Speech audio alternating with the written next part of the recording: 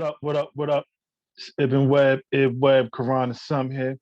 Official think situation going down.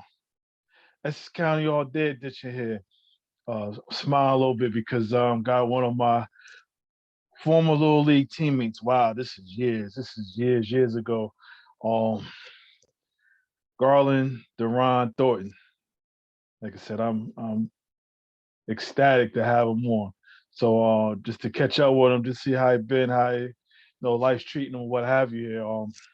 But talk about his come up, what he's got going on and everything else. So I'm really looking forward to this as far as just linking back up with him. So we're gonna get to it. Hold tight. What's up? What's up? Nah, What's this up, is brother? How cool. are you, man? I'm good. I'm good. I get a little comedy out of all this, doing this stuff as far as the kind of log on and stuff Yeah, they going yeah. through. You know how cats do. Cats swear they got to be technical, but I all is good. know. We got it now. I'm good. How you been? Good, man. Just making it through, man. Just taking it slow and trying to maintain and keep it low ground and waiting for this thing to be over so I can get back to whatever I was doing if it's going to get back to that. But, but all is good, though, man. Good. Family, everybody, Yeah, safe and everybody sound. good.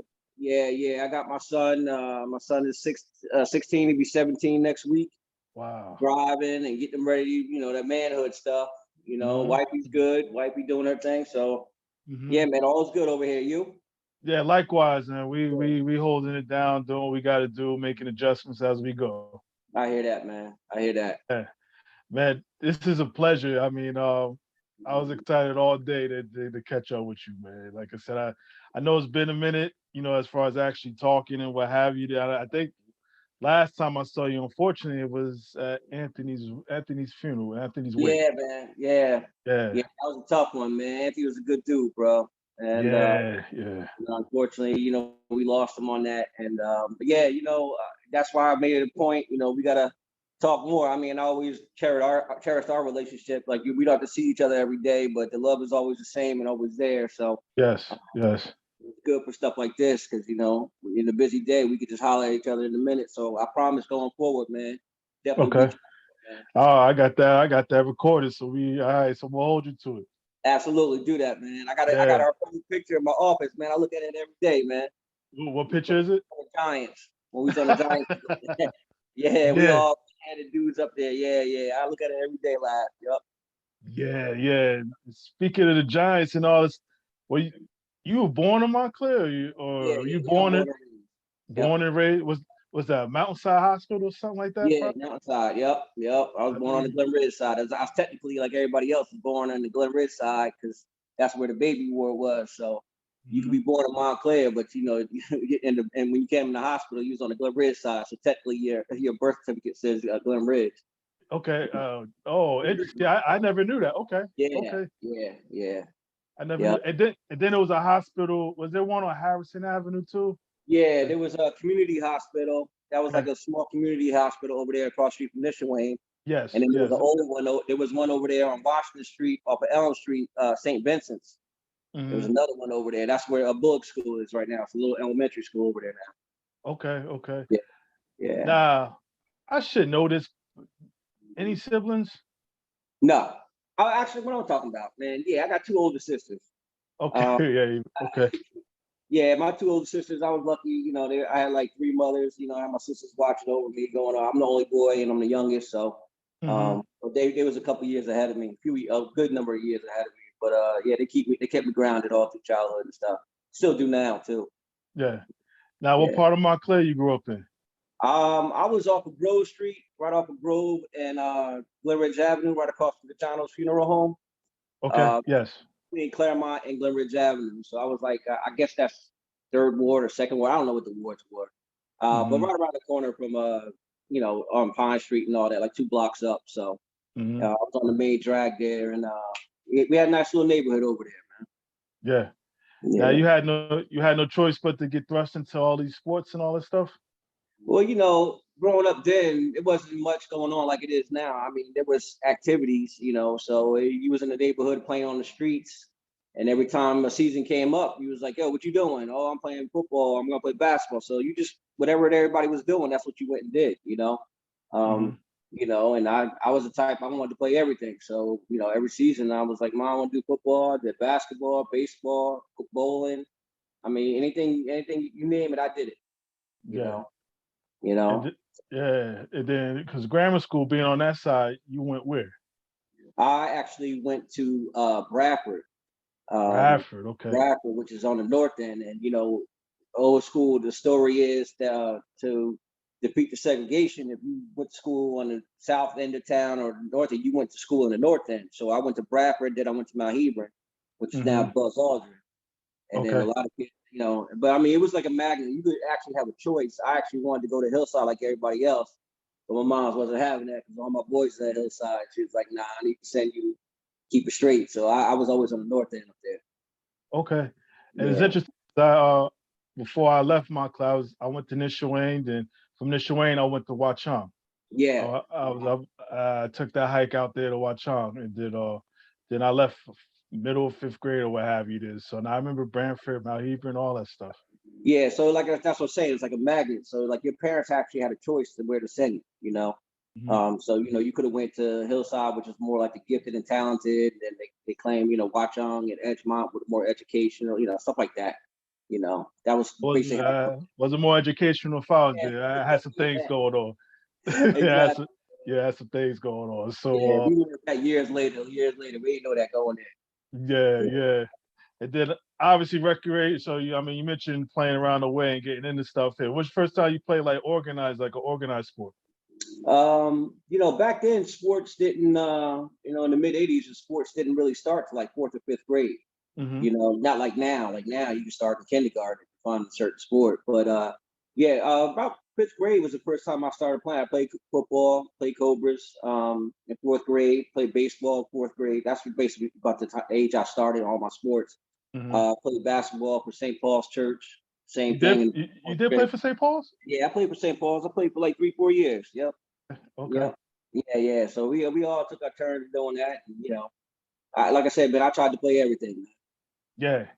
And then Mhm. good old Cobras, man. So what team did you play on? What was your first team you played on? The first team I played on, I was assigned. My first year was B League. I was on the Steelers. Um, it was my first year. It was like me, Chris Harris, Earl Lumpkin, Hmm. Randy Bailey. I mean, I was with place. I guess the guys my age, but I thought I knew what I was doing at the time. But Yeah. I love playing. Football was the best thing that ever happened to me. As a kid growing up. I just loved it. Loved it so much and stuck with it. So yeah, the first year was the Steelers. Then I moved on to my second year. I had fractured my ankle, so I couldn't play my second year. Okay. And then so I was always hanging out the game. That's when you and Gary, Sistrunk, and Johnny was all on the Giants. So I was always at your games.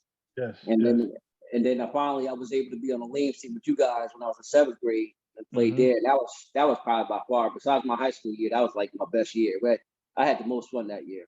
Oh, that's You know, really, yeah. yeah, That we was was all on the Giants together. Me, you, Dwayne Claiborne, Mike Flowers.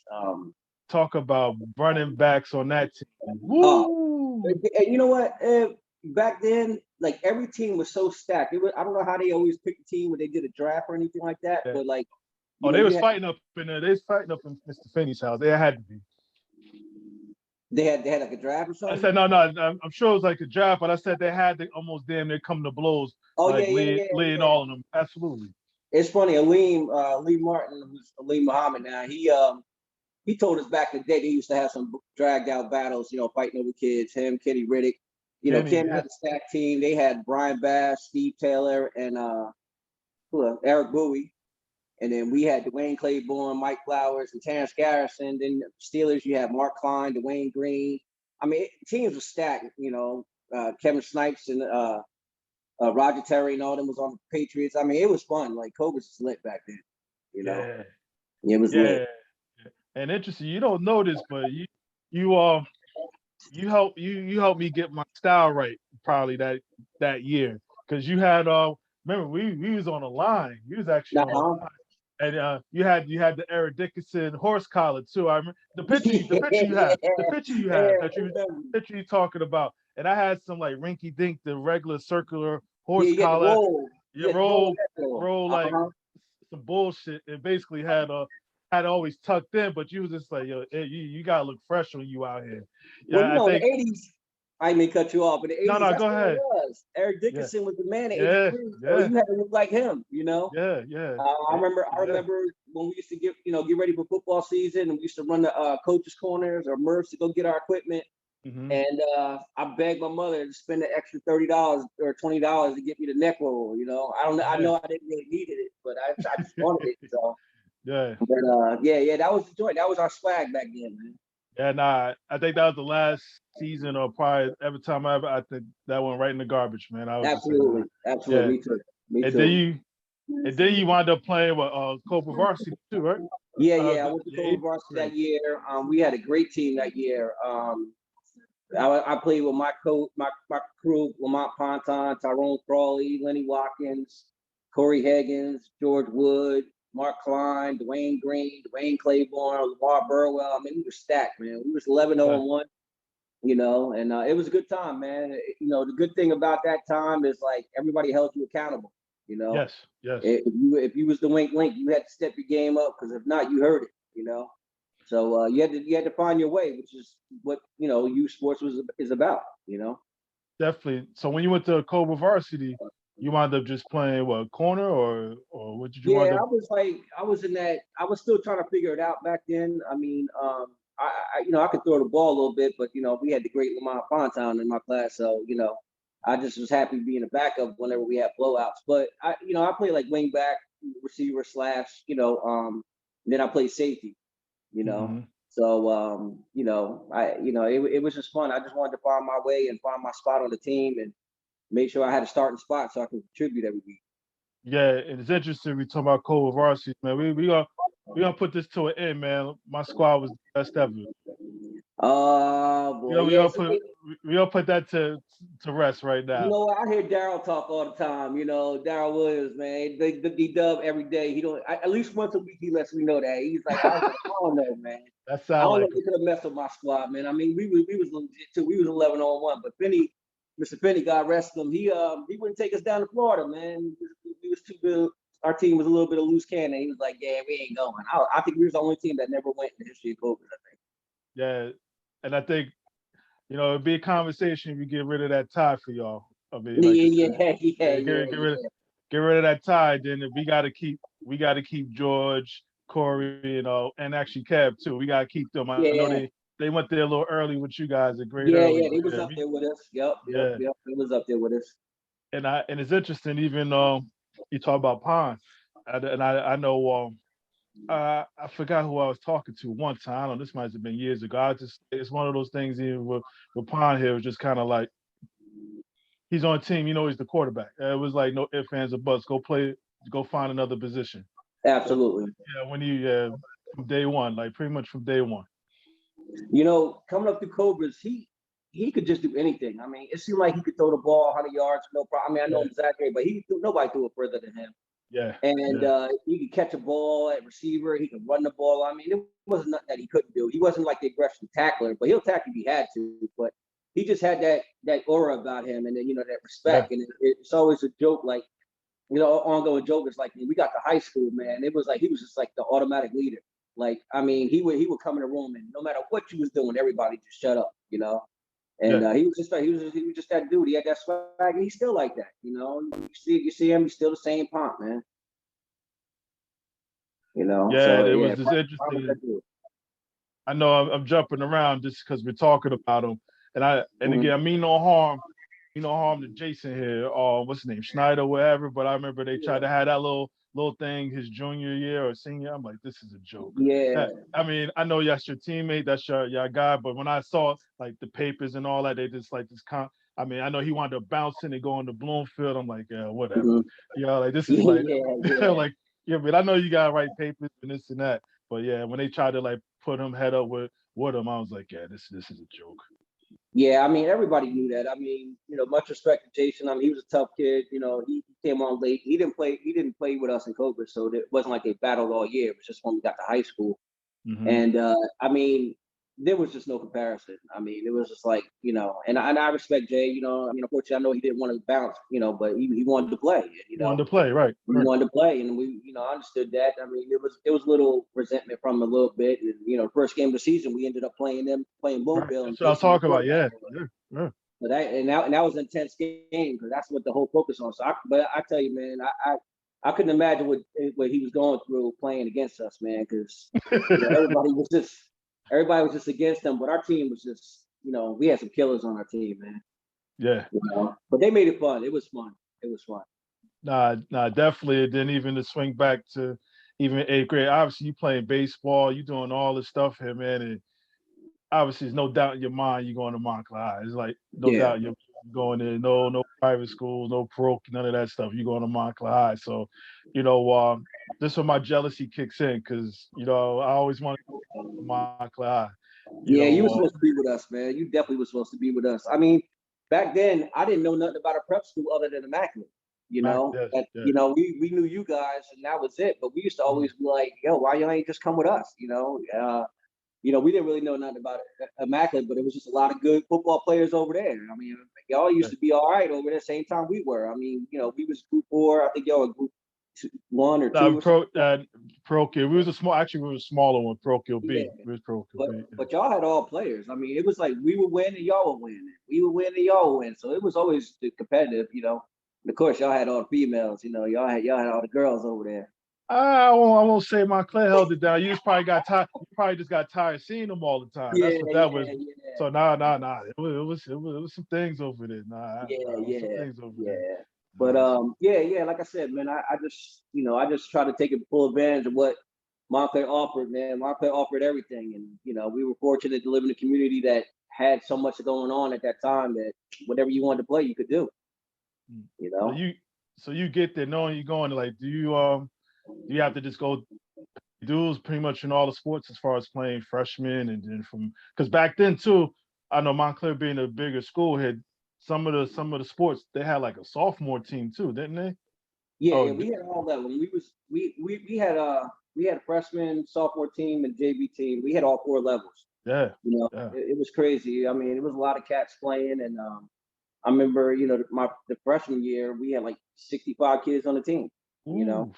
So it was like, yo, man, if you ain't have a spot, it was like, how freshman game goes, they about luckily an hour. So you had to find your spot somewhere, And then you get to your sophomore year, you really just on look squad and you're on a hitting dummy, you just waiting for Thursdays to play the sophomore games. Mm-hmm. But your whole thing back then was just to be on the varsity roster so you can dress every Saturday. Yes. So long as you had a varsity number, you could suit up with varsity and run out there with varsity every Saturday. Because back then, and which is still should be now, but that was the ultimate goal, just to be on varsity. Because growing up, in Montclair, we had all of our high school players were rock stars. Like we idolized the mess out of them. We couldn't wait. Every Saturday it was go play your Cobra games in the morning and go to the varsity game at 1:00. Right. Helene used to take me to the games. I started going. It was renovating Woodman, and they had to play at Foley. Mid-'80s when Fred was playing, Fred Matthews. Yeah.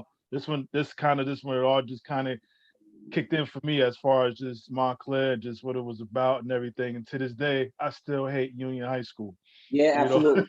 Absolutely, man. Absolutely. Yeah. Tony Stewart, he broke that run in the mud there. In the mud, yep, absolutely, man. That was a heartbreak, man. And growing up too is like we wore, as young kids, we wore all those losses and wins. Yes. When varsity lost, we lost. I mean, I the same thing. I remember being right there on the field and seeing Tony Stewart breaking. We sit there screaming, "Get him!" Like, no, And but that's just the passion that we had, And so by the time you got to high school, you was like, that ain't gonna happen to me. Yes. But that was the aura back then the way it was. So. Now, did you stop playing basketball when you got to high school and just play football and baseball? Or? Yeah, that was always funny. Like I never knew why I didn't play in high school, because I did football and baseball. So like in the wintertime, I really didn't do anything. And my thing was when the basketball team was playing in the summer leagues and getting ready, getting the off season, I was playing baseball. So I would play baseball until the end of July. So I really wasn't with the team. So I figured if I wasn't getting any work, I wasn't gonna get no run. Hmm. We had some studs in our basketball, Jay Curry and Lavinus Carter and Yeah. Russell Will, all them kids, Tariq Beasley. We had cats that played ball all the time. So but it's still funny. I mean, I could have played with them. I just didn't know why I didn't. Okay. But I Hmm. didn't do anything for 4 years there. In the wintertime, I did. And you over there, and just the conference you guys is in, man. Like the two Patterson schools, the Bergen Catholics, Yeah. everybody you just playing over there. I mean, just the competition. How was it for you, man? Like, I guess some of these people I know you saw in Little League a little bit, but things switch. People, develop and change as time goes, man. How was it for you just competing in that conference, man? Well, we didn't know any different. I mean, it was always. I remember it was always us, and then there was the Iron Hills Conference with East Orange and all the Morris County teams, and we felt like we were supposed to be. We were the biggest public school, so we always felt like we were the toughest division. But like you said, every week, whether the team was good or not, there were studs on the other side. So it was like, when you played the Pattersons, if they were like 500, a little bit less, a little bit under, but you still know you was going to have to play every week. Even Barringer couldn't. They weren't as strong as far as putting points on the board and stuff, but you was going to walk out of that game limping and hurting because they brought the pain. And then you had the technical teams like the Ridgewoods who would just run you off the board if you let them. Ridgewood was no joke. They were one of our most hated teams. Hmm. It was always a battle with them. But yeah, it was a tough league, man. It was, every then when the parochials started, forming, St. Joe's was the team then when I was in school. St. Joseph. Joe's is like the power. I mean, St. Joe's is the power now, but they were the number one team, prep school team. So we was trying to battle. I know we played them my junior year, and they blew us out at our crib. And we was hurt. And we couldn't wait. We was hoping and praying we can get them on the schedule next year, the following year, my senior year. Hmm. But we were able to play them and get them a game scrimmage. But yeah, we played the Bergen Catholics, and Bosco wasn't really formed yet. Bosco was just getting started. We game scrimmaged them, but we didn't play them during the season. So it was always Joe's and Bergen. Interesting. And then even when did you wind up cracking varsity as far as getting time? Um, I got on time my junior year. Okay. I played my junior. I started corner, which is like a monster. We played like 5-2 back then, and I played. Most of that team was the 90 seniors. Was that like Um, Steve and all of them? yeah, Steve Taylor, Steve Frank, Mike Flowers, Lacey Dungy, Sean Hmm. Nixon. Or that crew. And that's still the crew that I played with really in Cobras too. So I mean, it was like playing with your boys. Hmm. All the years. I mean, I had boys on both teams, the seniors before me, my year, and obviously the year after me, and even your year after me. I mean, like we all played together, so it didn't matter who you was on the field, but you knew, you played with somebody at some point, whether it was Yeah. Cobras or high school. We all played together. But it's interesting too. Like, again, folks start taking off as far as skill wise. Life happens to some others, and but Yeah, this is all a league and this is everybody coming together now. So to yeah, your point earlier, like competition and getting those minutes, like you better do what you need to do, or you ain't playing. yeah. And like I said, we were all locked in to playing football. Like there was nothing else, you know. Mhm. And obviously now, like how a lot of sports now are year round. So a lot of times you might get a couple kids to say, you know what, I'm not gonna play this year. I'm gonna go play another sport in the same season. But back then in the fall, it was either soccer or football. In the winter, it was basketball or wrestling or something like that. So we didn't have any conflicts with people playing different sports unless you just choose to do so. So you had no choice, and then plus also playing outside. I mean, playing rough and tumble in the park or Yes. playing street neighborhoods against different neighborhoods. You was always competing. So Hmm. but you had to grow up and you had to make a name for yourself back then. Now you did, and I think it's just crazy now when I think about it. Just like all you guys just come and plus being at Montclair, it's a sports school. You know what I Yeah, mean? Like whether you talking about football, you mentioned soccer, we even talk lacrosse and all the other. It's a sports town. So I mean, you yeah, had you had to come with it and obviously do your thing here. So you get you get to junior year, obviously you guys fall short in the playoffs. I think that was Mike's share, Mike and Nikki and all of them. I think right, yeah, Nicky right. Camp. Yep. Yeah, Yeah, we went up to I think we finished 7-2. and then we played Morris Knolls, and that was a funny game. That was my first taste of high school playoffs. Being on the field, and they beat us pretty good. I mean, it was the first time we seen the Veer offense, and we had no idea what that was. Yeah. And where the quarterback would hide the ball into the fullback's stomach all the way through the line of scrimmage, and you were literally hitting the fullback and taking him down to the ground, and the quarterback was pulling the ball out of his stomach and going 80 yards down the field, Yeah.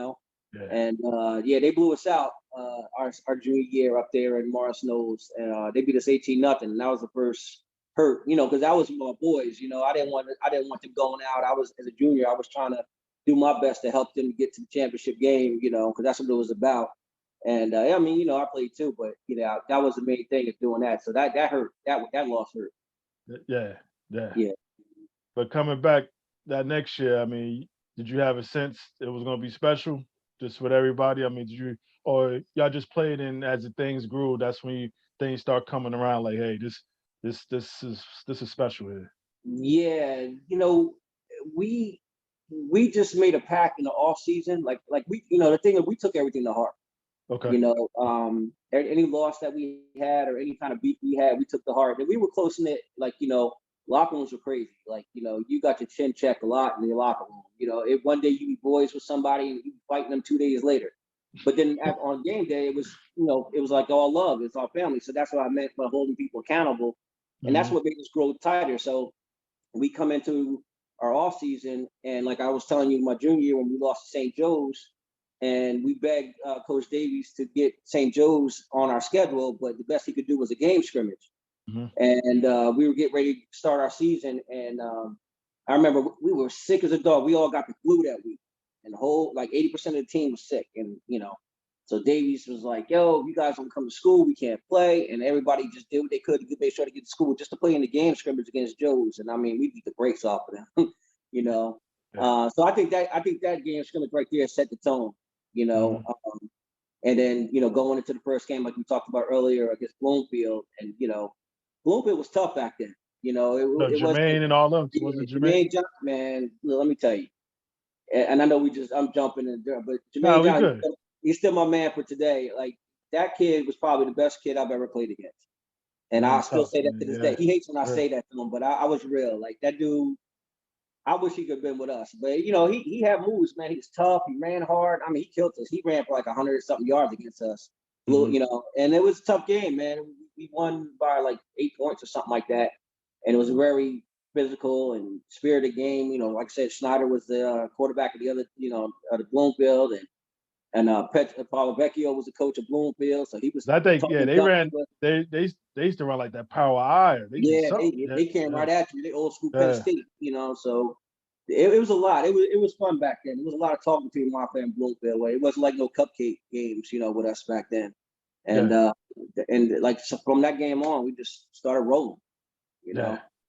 And it's crazy as far as even, again, you mentioned holding everybody accountable, and I may forget this, so I'm gonna say it now, and then I just know just how great of a leader you are. So I know that definitely you wasn't taking no shorts from nobody as far as your teammates to whoever, making sure everybody kind of came to play and did what they had to do. I mean, and then it just gets interesting for you guys. Y'all start getting ranked and nationally ranked, and you're number one in New Jersey. I mean, I can only imagine what it was like going to school, man. I can only imagine. It's funny. We never know how a high school team, especially one from Montclair, New Jersey, gets to that point. I mean, we know we're good and pretty stout and consistent in our area, but the turning point was looking at because you always wanted to see where you were in the state of New Jersey, and if you were in the top 5 or top 10, you was excited, or top 25 period, just being ranked. Right. And then but when you got to the top half or the top 10% of the state, it was like, whoa, how do they rank this? How do they put us there? Because there's so many good teams. I mean, like I said, you had the Iron Hills, you had Elizabeth, Union, and Randolph. So I don't know. So I remember the third week of the season, we went up to Bergen Catholic. Nah, it was Eric. I think Erica was there too. I think Eric Lane or somebody. Yeah, Eric Lane was up. Yeah, he ran hard too. He was a beast. And we went up there, and I think at the time we were top 5 somewhere. And our coach had told us that, because the night before, Elizabeth and Union had played each other. Okay. And Elizabeth was number 1 at the time, and Elizabeth lost to Union. So they were saying that if we had won that game against Burton Catholic, we would jump to the number 1 seed. And we played a tough game up at Burton Catholic. We beat them by like 4 points on a block field goal, and we became the number 1 team in the state and never looked back. All the way through the season. So that was something to be proud of, and it was just a dogfight just to stay there at the top every year, every week, because you had teams hunting for you all the time. You got the Montclair jersey on, they coming to kill you. You're gonna get everybody's best every week. So that was an honor, and I appreciate you're saying I was leader. It wasn't necessarily I was trying to be the guy, but the way I was taught was I was always trying to be a student of the game. I was always trying to play the right way. Just do what everybody needs to do. But then as I got older, especially when I got to my senior year, because I went through all my tribulations in junior year, trying to be somebody I wasn't ready yet, I felt. And I just knew all the mistakes I made junior year. I wasn't going to make it my senior year, but I was good. I knew myself enough that I was always making sure that everybody else was good, because we had a lot of juniors that started on my defense my senior year. Yeah. So I was kind of like just trying to make sure everybody was lined up, but it was a character group of guys playing with, So the huddles were amazing. Every play. I mean, you know what? Now you got the Daros, you got Gary, you got all those guys. It was like me, Daron, Patterson, Gary Sistrong, and African Matthews in the backfield in the secondary. Then you had Corey Higgins, Harold Goldborn, and Daryl Elder, God rest. And so then our D line, I mean, we had 8, 10 guys. Daryl Lipscomb, Lenny Watkins, who another one is like one of the greatest football players I've seen. You couldn't trap him, you couldn't block him. I mean, he was smart. He was solid, 240. I mean, he was throwing cats. And every huddle, it was just I couldn't even tell the plays. It was just, Daron, you see my hit? You see me hit the quarterback? I'm like, no, I ain't see that, man. Like, shut up, We used to have some good times on the field, man. Half the times, honestly, I didn't even call the defense. I just said, let's go line up and go. Because, we were wasting time in the huddle. But Pont would come in the offensive huddle and nobody would say a word. He would say the play, tell everybody what to do. Yeah. And I said, how come I can't get that? And I'm like, man, shut up, But it was fun. Now, even back then, obviously, but you get some revenge, so to speak, when it came to the States. Because I played Morris Knowles, right? Yeah. That was another great, again, that's another one. We remembered, losing to them junior year. We were fortunate enough to get them our senior year in the semifinal game. And, we felt good going to the game. We were a little bit too overconfident. Okay. And, the beer was getting us a couple plays, but it was like big play after big play. Like we would break one and they would come back and grind it out. Then they would break one. So it was like back and forth. And I remember at halftime, I think it was 21-21 at halftime. And it was like, like, you keep a team like that close, and you're going to be in trouble again. And some fire was lit under us. Coach Cordo, another one of our great coaches we had, he kind of like lit into us. And the second half, we just shut them out. And offense put like 3 or 4 more touchdowns on the board, and we beat them 42-21. So they even score in the second half. Nah, they didn't figure it out. We did everything they did to us at the beginning, we just stopped it. And the offense just did the rest. So that's what set us on to the title game, which, that was one of my favorite victories of all time. Yeah. That whole week, I mean, just leading to the state finals, man, like, did you even get any schoolwork done, man? Nah, we didn't. We didn't have to do anything. I mean, it was so much love and a different atmosphere. Like, you had your usual every Saturday, come on, Mounties. But I remember the morning of the championship game in '90. We all said we all talked about what time we were going to walk to the field, and we never, everybody used to get there on their own, walking up the street. But for that particular day, we all met on Greenwood Avenue in front of the apartments, and we just started walking up towards the field. And I remember we walked to Ray's Luncheonette, which is a famous, restaurant in Montclair that everybody used to go to. And there were a bunch of people that were just sitting there eating breakfast. And when they seen us come in, it was like 50 of us. Everybody just got up and just like, no, y'all sit down and y'all eat. So we went there early and sat. And they, it was just like, and then we ate there, and then, they was like, don't worry about paying. You win that game. And then we started walking around up to the field, and cars were literally pulling over and letting us walk down the middle of the street and walk into the field. That's I crazy. mean, it was unreal. It was unreal, and it was like it was so many people like this was rooting for us. You know, we were number one in the state, and then we were also number 6 in the country at the time. I don't know how we got that, but you know, it was definitely a thing. But yeah, in school we didn't have to do anything. Everybody was just excited. I don't think anybody in the whole school did any work that week. You know? Yeah, it was great. It was great. It was great. Yeah, yeah. How many times? I mean, again, obviously we're talking about it now, but I even say on a weekly basis to how old you are now, how often that game gets brought up. You know what? Surprisingly, it gets brought up quite often. You know, Yeah. you usually run into somebody. I mean, it's hard to believe the game was like what 31 years ago, something like that, 32 years ago, and you know, you always bump into somebody somewhere that was like, I was at that game, you know, or I went there. Even, you know, when I'm coaching, you know, now, I'll coach against somebody and they were like, oh, well, you on that team? And it was just like, yo, so it was just more stuff to talk about. It's just a great moment in our lives. And it molded, you know, it was such an iconic game that, you know, it was just a great thing to be part of. You know, we were blessed to be part of, you know, even though we didn't win it, but, you know, that's a different story. But it was just great to be that part of the game. But it did, you know, I carried it into my adulthood, and you know, it just proved to me that, you know, like in life, you can have the best of everything, and it doesn't guarantee anything. That's right.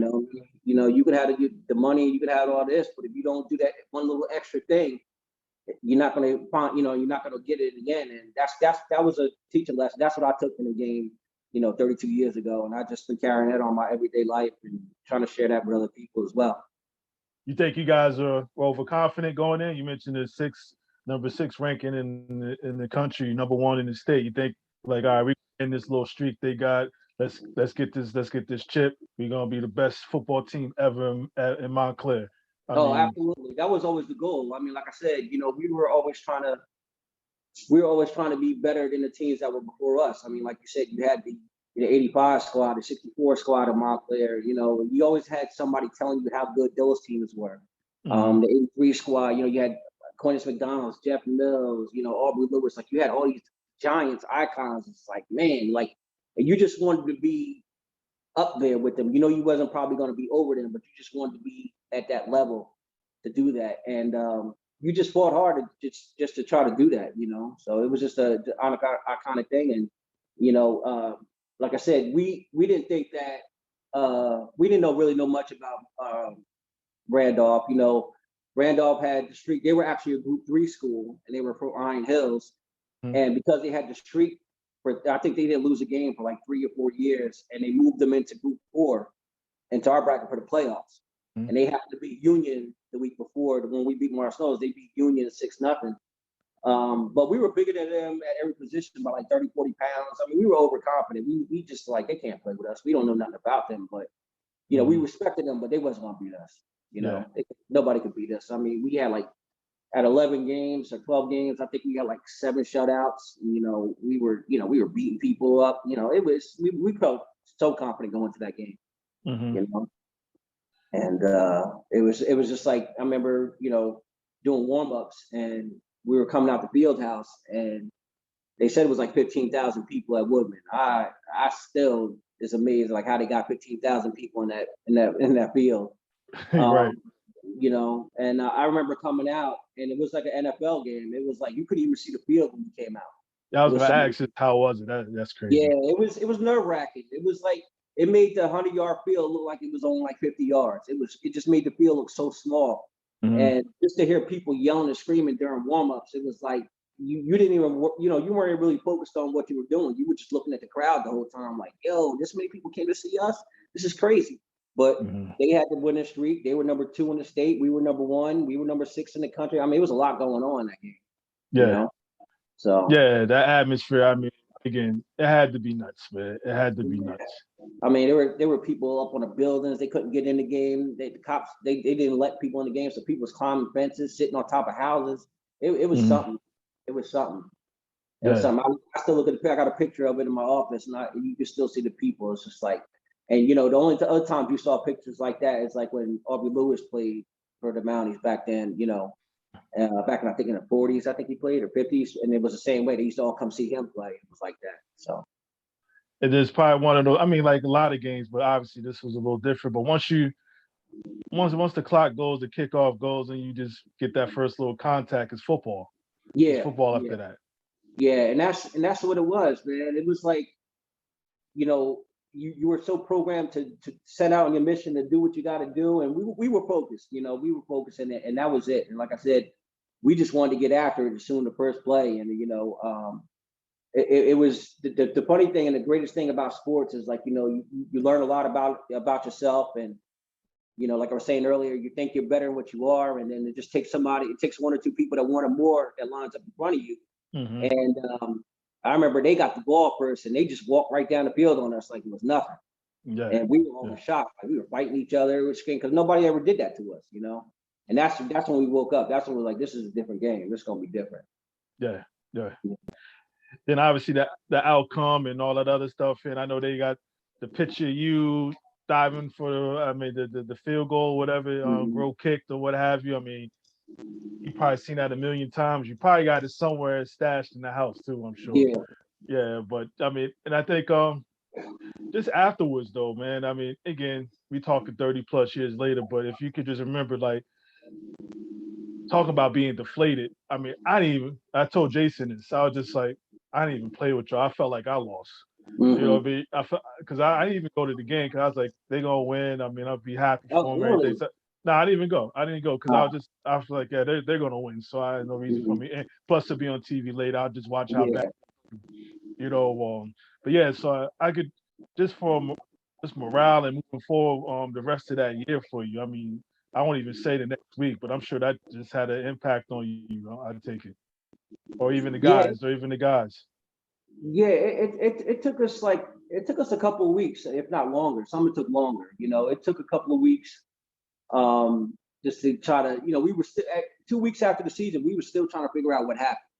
Okay. 1 minute, 1 second you're winning, and the next second you lost. And it was like, how'd that happen? And there was so much controversy with the clock, and the people ran on the field, and the clock operator he wasn't in sync with the referee and all that stuff. And it was just so much going on after that. And the next few days, it was just, like I said, in school, we had to almost have, like, we just went to school and had to console and talk and keep talking, have talk sessions, trying to figure it out. And just had to wear it, and some people were able to put it away and put it in the back of their mind, and some people just really, couldn't after a while. But we eventually got through it. The rest of the year was fun. I think it woke up the school with all the other sports. All the other sports were trying to make sure that, they were angry too, because it was, as a matter of fact, I was just talking about this yesterday with somebody. That fall season, our football team, we lost in the state final to Randolph. Our boys soccer team lost in the section in the shootout against Randolph. I think our girls field hockey team, I think they won in the last shot. Like, they were the only team that won. I think our two soccer teams and our football team, we lost in the sectional finals, and 2 or 3 of those games were against Randolph that year. That's crazy. So that was a crazy push. So when we I remember the sports went to the winter season, everybody was like, nah, we're gonna get this, we're gonna get this from Montclair on this one. So everybody just did their best going forward, and with the season of the year. But it was cool, man. It was a fun time, and it was great. It was great. I was blessed to be part of that.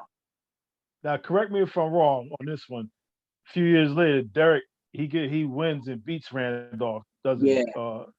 Yeah, that was cool, man. The '94 season, the '94 team. It was like him, Omar, and all them, right? O'Liggins, Malik Fisher, Damon Williams, like all that. Ron, I forgot who else was on that team.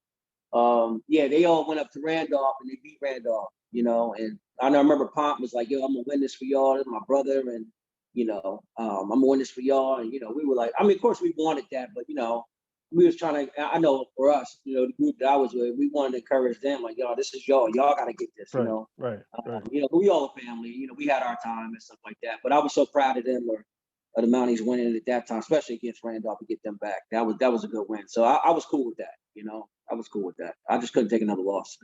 Nah, I hear you, man. And then even with you, man, as you finishing up this high school life of yours, you thinking about college or playing in college or going to college, just doing something else with your life back then? Yeah, What was I your thought? of course the goal was to go. I wanted to go play. I was trying. I didn't really back then. We don't have like these kids got it now, where you had schools calling you or you was shipped around unless you was all state, all American, all of that. Hmm. We didn't really have a basis to really.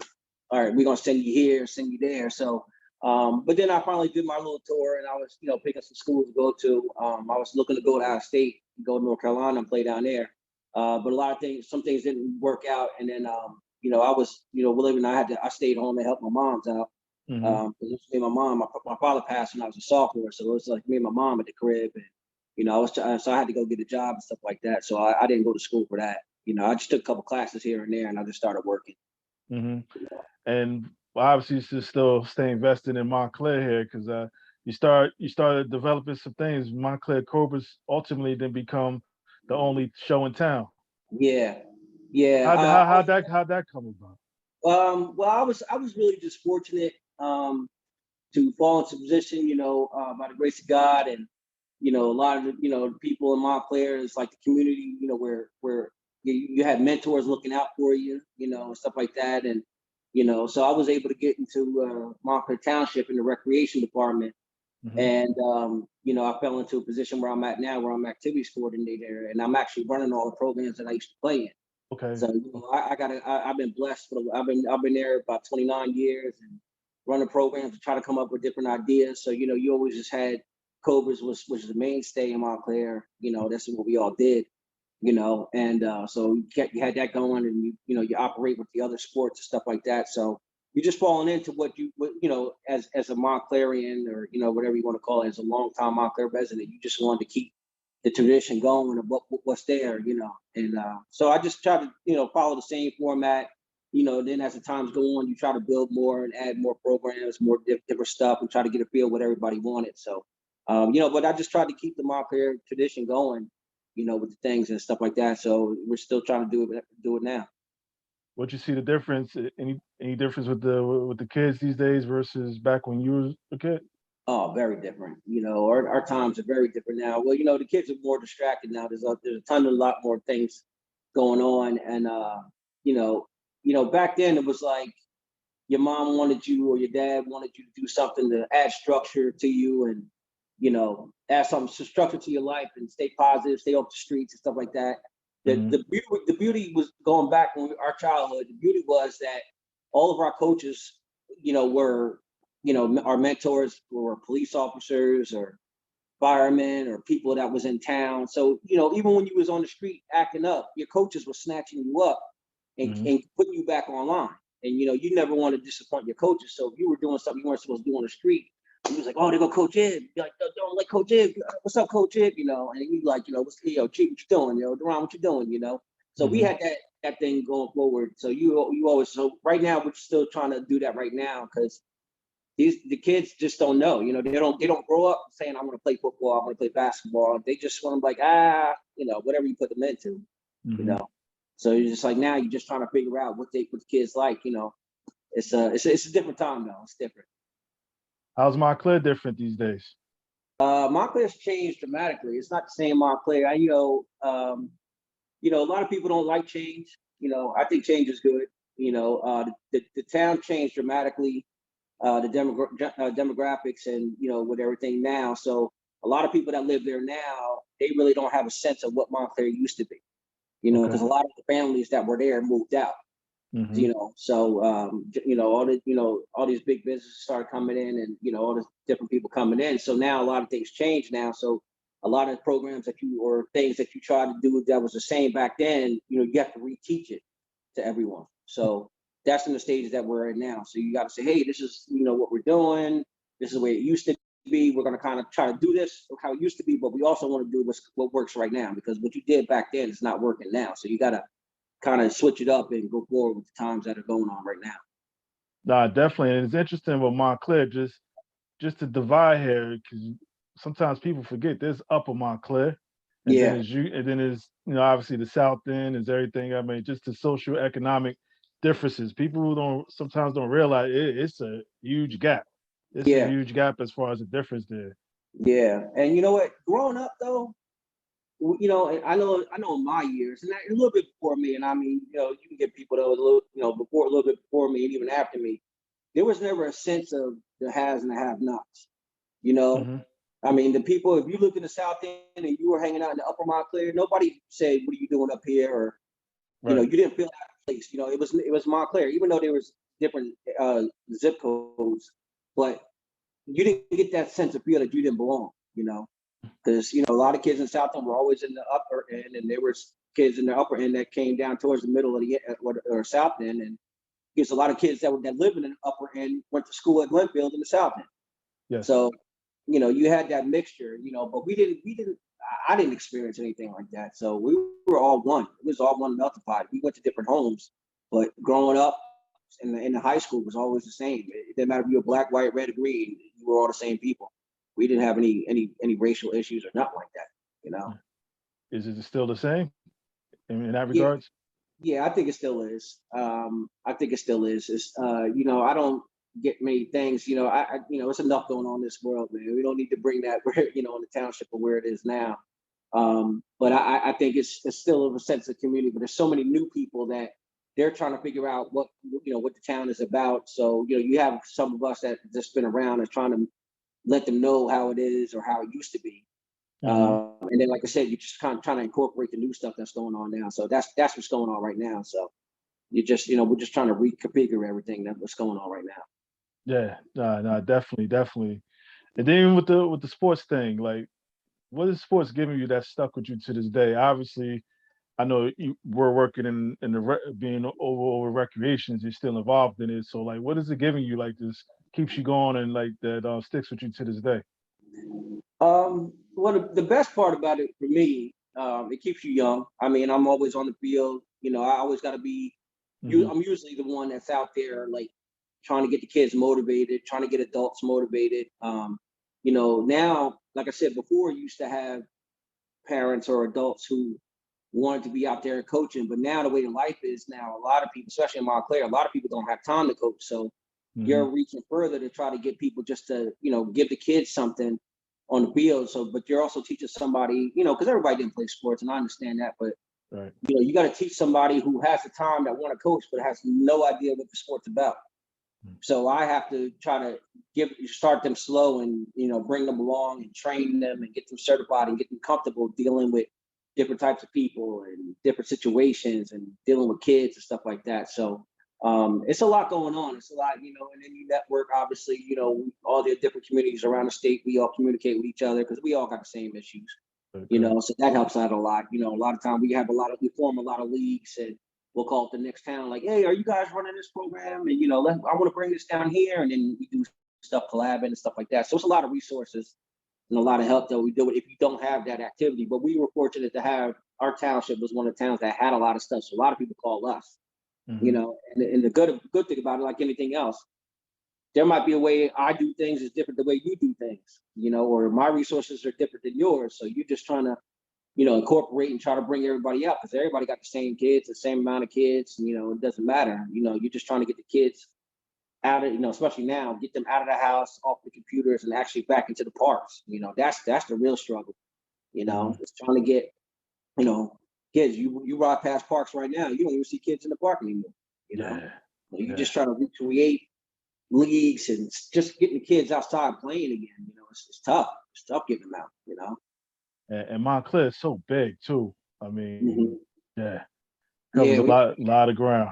yeah, yeah. So, you know, we have about 13 parks in town, believe it or not. And there's something going on in every single park. So I basically control the permits and the stuff for all that. So that's a job in itself. We're trying to give everybody a space for every sport and every activity or, you know, every little event that's going on. So it's a lot going on. Montclair has always been one of those towns that always has something going on, you know, whether it was sports or arts or cultural affairs, something like that. It's always something going on.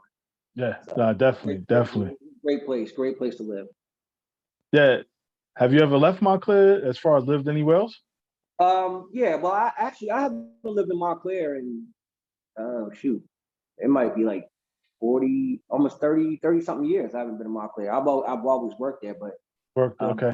yeah, we sold our house and in 93. I think 93 was the last time I lived in Montclair, but I was always there from work. So I've been there 49 years. So, Yeah.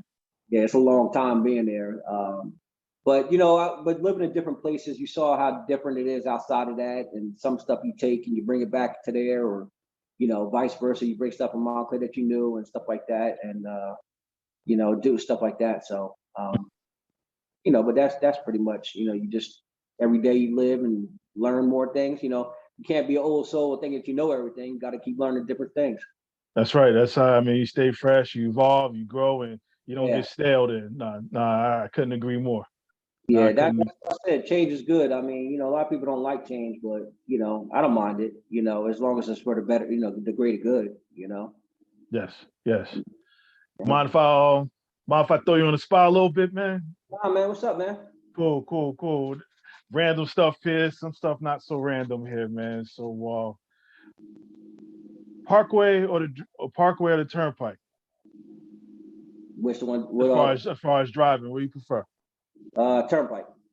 Turnpike, Bloomfield Ave or Claremont Ave? Claremont Ave. Bloomfield Ave is something different right now.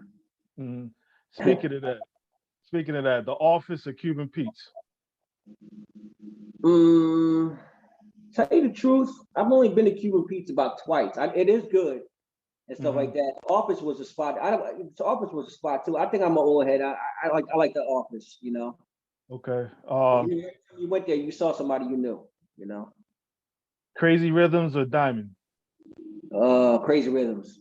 My man, Disco Brown, man. That's where you had to. I remember, man, we used to get up when the album came up, and you would run up there and get your little cassette tapes, or your vinyl records.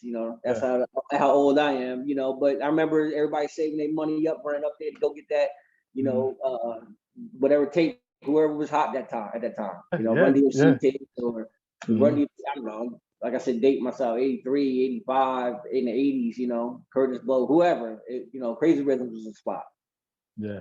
And you being a Montclair guy, I was kicking myself because I could not remember the name of that arcade. What was the name of the arcade across the street? Crazy It Rhythm? was Fun Time, I think it was. Was it Fun Time? I think it was called Fun Time. I mean, somebody correct me if I'm wrong, but Uh, yeah, that was big. Having an arcade in town was huge. It was a Blimpies is big, right next door to it. You go to Blimpies and it was right next all to Philippines. Yep. right. And I remember when it first opened up, and they had Lawrence Taylor and somebody else from the Giants was there. And Okay. we ran up there. I mean, you couldn't even get in the place. There was so many people there, man. And you just wanted to catch a glimpse of them. I was like, I didn't even know if they was even there. But that was something to have. That was something to have in Montclair, because it was always somewhere to go. It was a big time hangout. And you can go to any time of the day, any time of the week, and hang out there. And it was a great place to be, man. Yeah. I Nah, think no I think it was named Fun Time. Fun Time. I think so. fun. I couldn't for life of me. I couldn't remember it. And I know you in all these parks here. I'm gonna give you two: Glenfield or Edgemont. Uh, Kind of both. I mean, Edgemont was, that was the birthplace of Cobras for us. That's where Right. practice was. Right. Right across, Mr. Finney lived across the street, and that's, we used to ride our bikes up there all the time. And back then, your mom, your dad didn't drop you off at practice. You either had to walk or ride your bike up there. So that was Mhm. always a good fun ride up there, riding through the hollow and riding up Central Ave and going to practice and then Hollow. riding your bike at night. We used to have a lot of good memories riding home after practice at 8 o'clock at night, because football coaches always wanted to keep you late, and Mhm. then you got to rush home and stuff like that. But Glenfield definitely became, definitely is in the fourth ward. A lot of memories there. That's where all the games were. Still, it's still the same to me. Glenfield is still the same park for me. Okay. Yeah.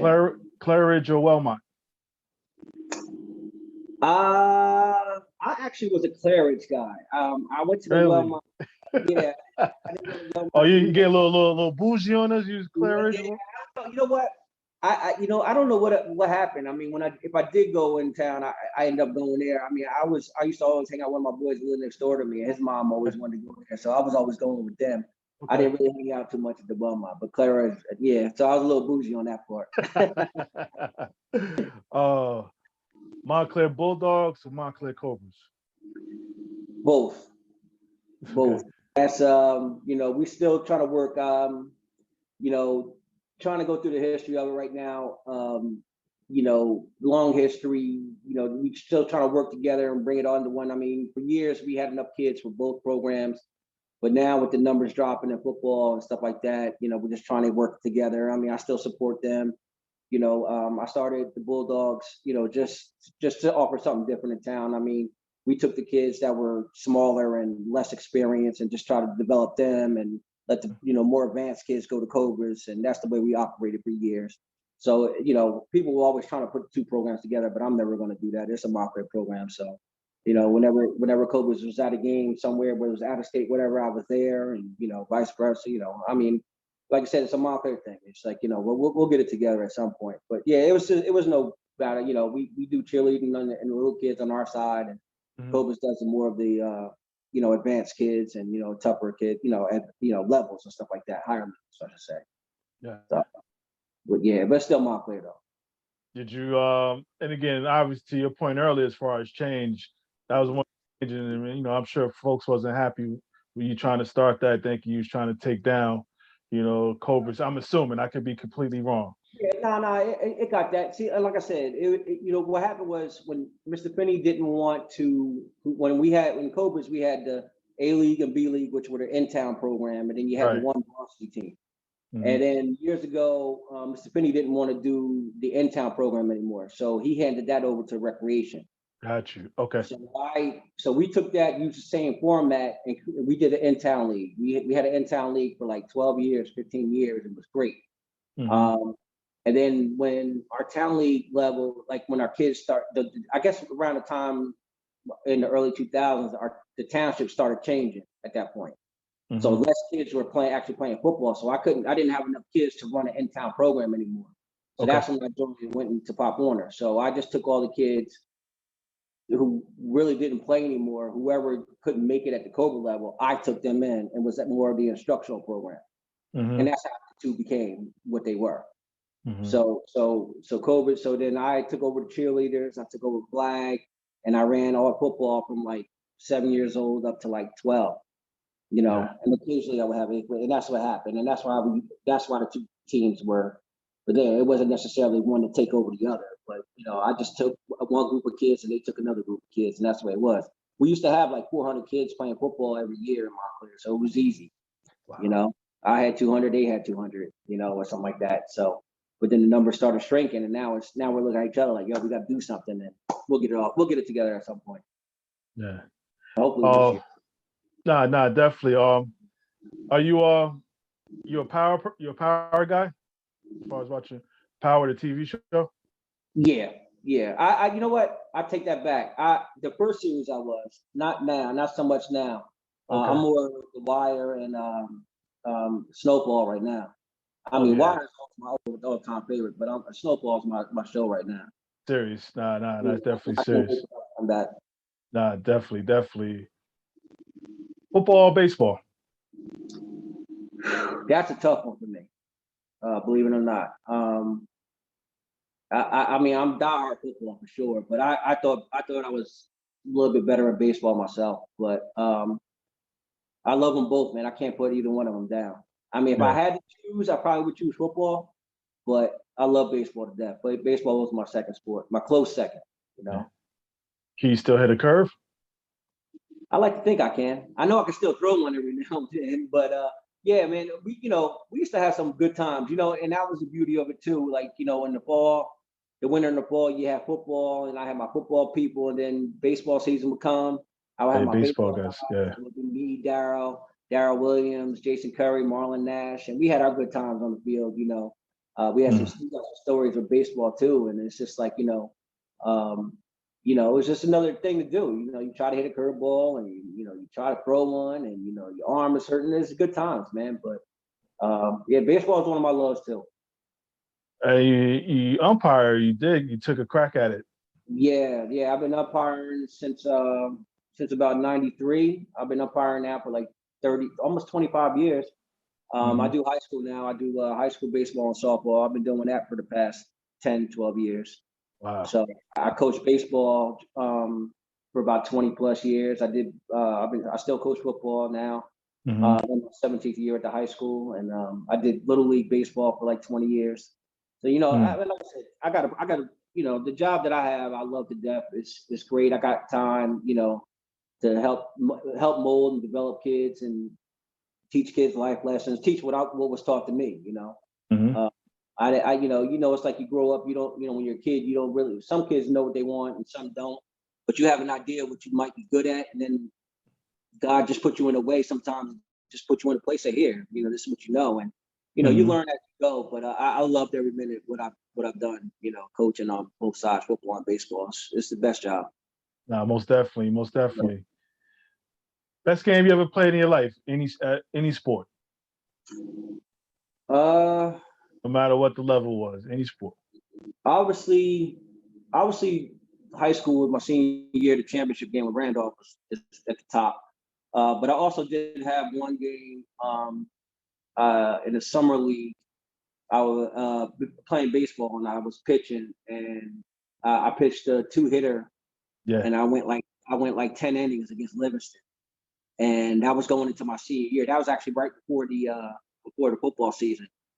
And I've never gone that deep before. I had a large crowd. That's one of my most memorable games. I mean, um, just only giving up two hits. I had just learned the curveball that week, so that was one of my best times. mm, Going in. So that's when you get that year where you feel like your athletic ability is finally catching on, and you're at your peak, whatever it's going to be. I mhm. was there. So that's where I felt. But that was a good time, man. That was a good time. No pitch counts back then. Nah. You went as far as you could. You went as far as Yeah. you could. Hmm. Yeah, Jay Curry. I had a great.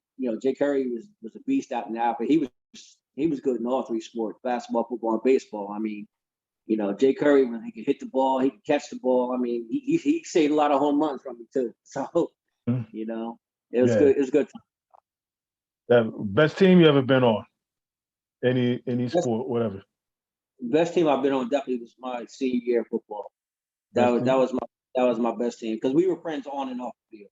You Okay. know, I mean, to this day we're still friends. Like that was the beauty too of growing up in sports is playing with your boys. Like that's why I'm glad Yeah. Yeah. we didn't have those prep schools that were taking kids away because I couldn't imagine going to a school when I didn't know anybody in high school. I should say I know it's going to happen in college, but in high school playing with people you grew up with, there's nothing better than that. Because those are truly your brothers. And then here you are, we're 40s and 50s year old down the road, and we still peoples. We still talk all today. All our people.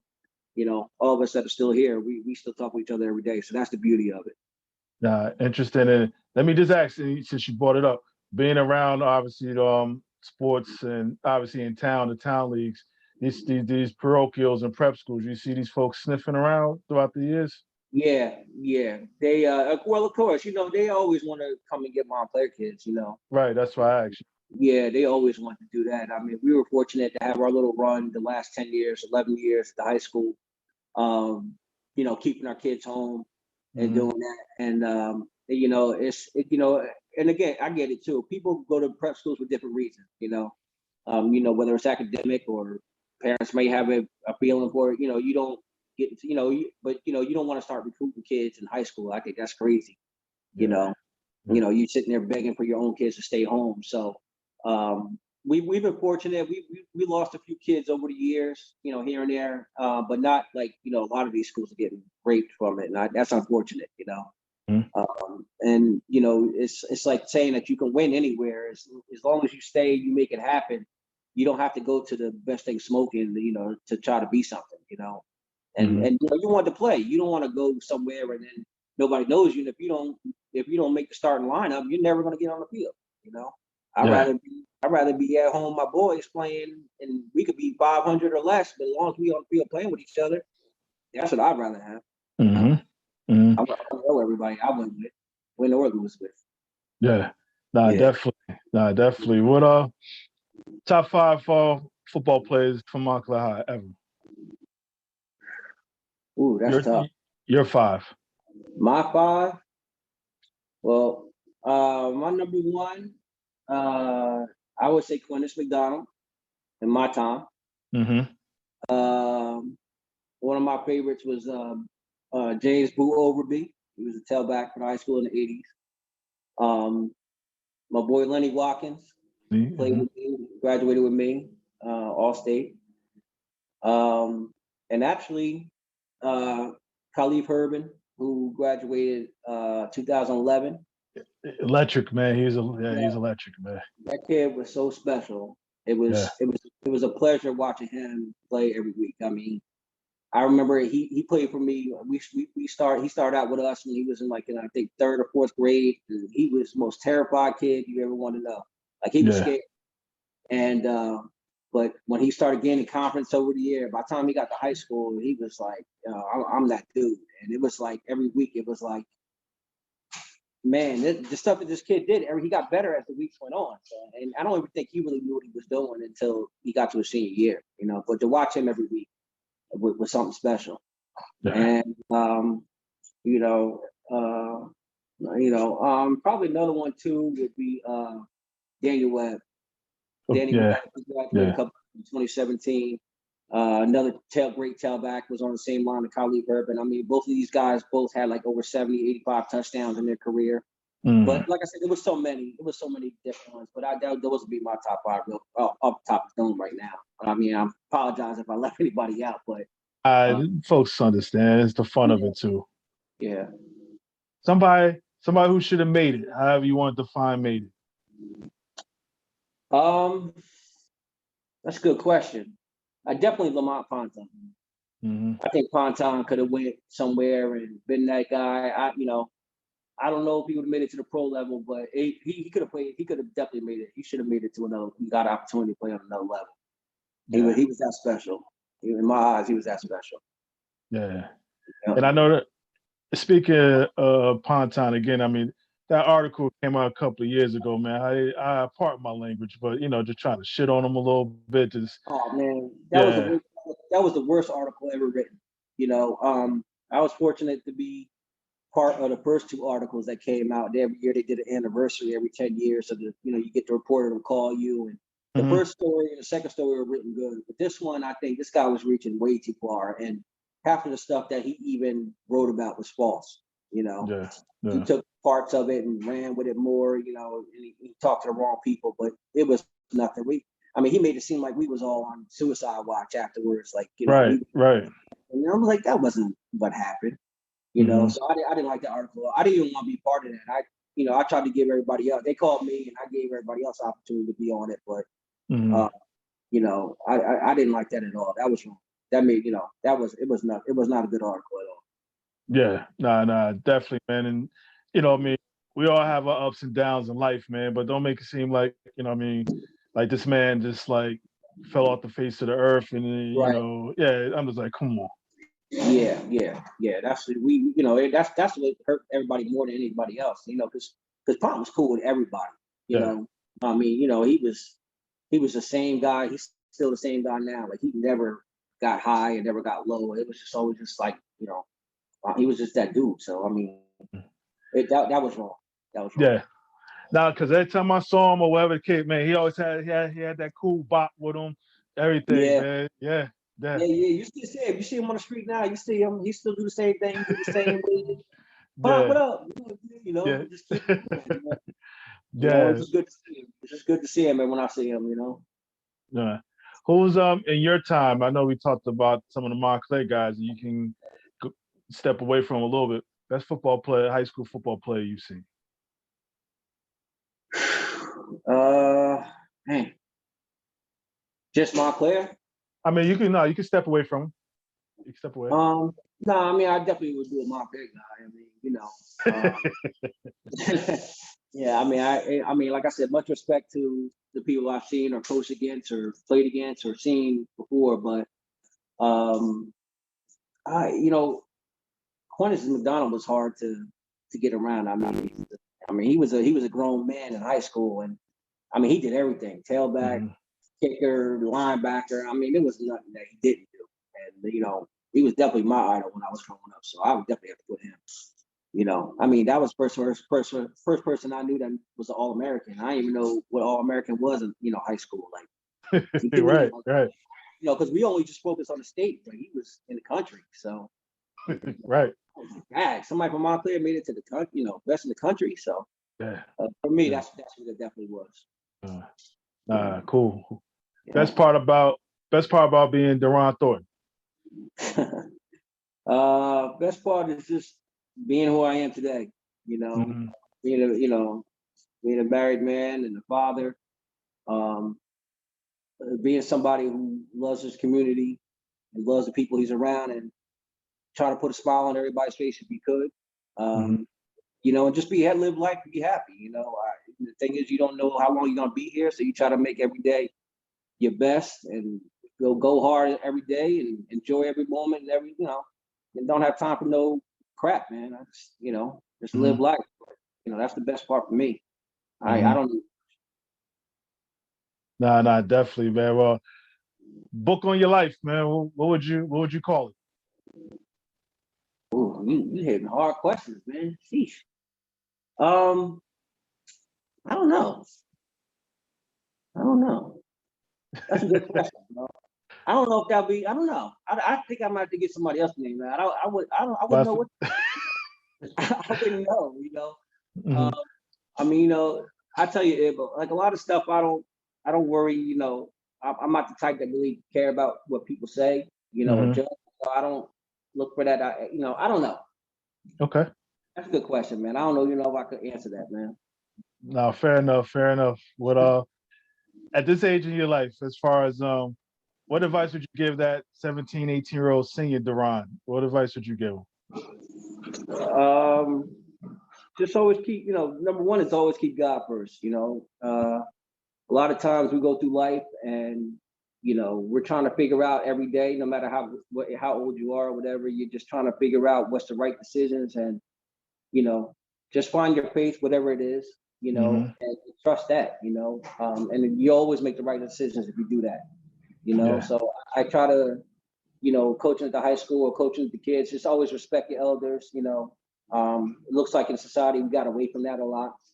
Yes. A lot of kids growing up don't know about respect, or it was times, remember when you walk into a room with adults, you couldn't talk as a kid, Mhm. Mhm. or you had to say, excuse me to your parents, and you get kids now that just walk in the room and just start talking like, and then talking like they're adult. That's crazy. So I got a lot of old school morals and stuff like that on that I try to implement in my programs now, and that's one of my focal point, because I don't know any different. That's right. Yeah. Yeah, no, definitely. I mean, we heard you speak when spoken to. That's it. Exactly. Yeah. Yep. But Yeah. my favorite is my favorite, but my number one is, there's a lot of times we just heard the word no. That's You know, yeah. you And no know, explanation, nothing coming after that. Just no. like kids are not being told no nowadays. So it's like, your mom didn't never give you a reason. It's because I said so. That was That's it. right. That's It's right. because no, you can't do it. And that's what these kids don't understand right now. So you can't have everything, and if you want something, you got to work at it. And it's not going to be given to you. Mhm. So yeah, it's tough. It's crazy how times are now. I Yeah. know. Nah, definitely different, man. Interesting. You mentioned your mom. Your mom and God bless your pops here, man. What would they say about you now, man? My mom is my number one cheerleader, man. My mom's always had my back. She was always, my mom's hanging in. She's God bless her, she's 86 right now, and still kicking. Yes. And she's still calling me, asking me how Montclair doing. And, she lives down in North Carolina now, and Mhm. she just the same. She sees me as the same, and she's always been there in my support and very proud of me. And she tells me every day, and Yeah. it's a blessing to still hear her say that. Mhm. Nah. And for my dad, I'm just trying to live out his legacy. I lost my father, I was 16, so that was Yeah. tough. Yeah. So but he put enough in me, to keep me grounded. And then I had some other father figures that guided me through. So that was a tough transition as a kid growing up without that. But I just stayed there and just got the guidance of my mom and my sisters, and and here I Mhm. am today. Yeah. And as we knocking on 50 here, it's around the corner. I was just what's on deck? What's on deck for you? Um, I'm starting to think about that now. Like, I'm thinking about, maybe, what's we had, like you said, what are you gonna do in your next life?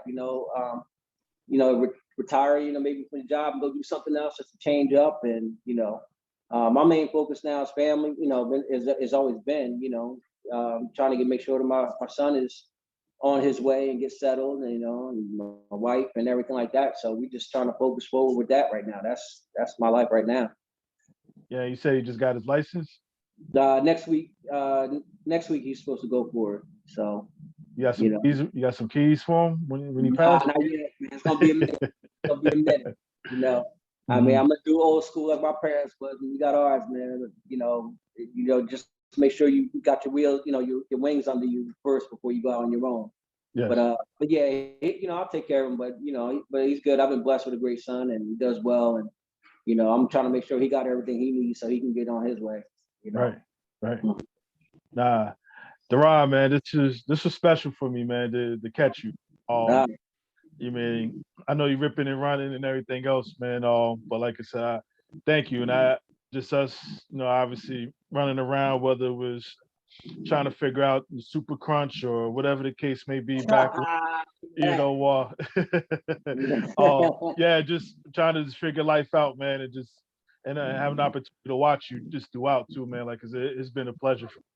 And I just want to say thank you just for taking the time out, to share a little bit of your life with me. Some things I didn't even know about, but I really appreciate you just taking time out. Like I said, this is special for me, man. So I really want to say thank you from the bottom of my heart, dog. Man, I feel the same, bro. I mean, from when you started this podcast, and I watch it every time you put somebody up, and it's great to see that, man. I mean, all my boy, me and Daron talk about it all the time when you had Daron on, and just seeing other people in Essex County, hearing other stories, everybody from all the other schools and stuff like that. It's like, we don't know how blessed we are to grow up, in a great time period. My wife's family, they're from East Orange, so we always battling back and forth when during the holidays and stuff. And her cousins were stars over at Scott and East Orange and stuff like that. And we go back and forth, and we talk about your podcast and stuff a lot. And anything I could do, brother, to help you keep this going, because this is some great stuff right now. And like, it's definitely a pleasure. When I got the text that you hit me up, I was like, whoo! I was like, wow, man, Funny, man. I don't know if I'm gonna get to everybody, man. I don't know if I'm gonna get I got a wish list. I don't think I'm gonna get it all, but I'm gonna try to tackle it, man. I'm gonna try to tackle it. It's folks, but I'm gonna try to. For as many great people, you're a great dude, man. You always been, and that's the thing. If you've been the same since we was in grade school, man. You've been the same dude and honorable dude, and so that's why this is easy for you. And you may not get to everybody, but everybody sees it. And as long as you keep pushing and keep doing what you're doing, it's just gonna get bigger and stronger. And I pray that you keep this up, man. And anything you need me to do, just hit me up. You know that. Nah, Daron, I appreciate it, man. And like I said, we'll definitely be in touch. I got you on the record now. You said we'll keep this a little more frequent. Hey, absolutely, man. I hold my word. That's for real, man. Everybody know where to find me. That's what's up, man. Definitely, man. You be well, and obviously we'll talk soon. You too, definitely, man. Love you, man. Thank you. Love you too. Peace, man. Later, bro. Yeah. Good stuff, man. Like I said, this special, man. All of them are, but again, just getting people that I actually know, and with the Warwood, I guess, for lack of a better phrase, as far as playing sports, but just watch grow, and we're here to talk about it. I know Daron alluded to that, man. Just having a chance to be here. I mean, that's all we want to do, and just kind of figure it out, while we're here, and just add on. With that being said, though, I'm gonna slide out. I put my hand over my heart. That means I feel you. Yeah.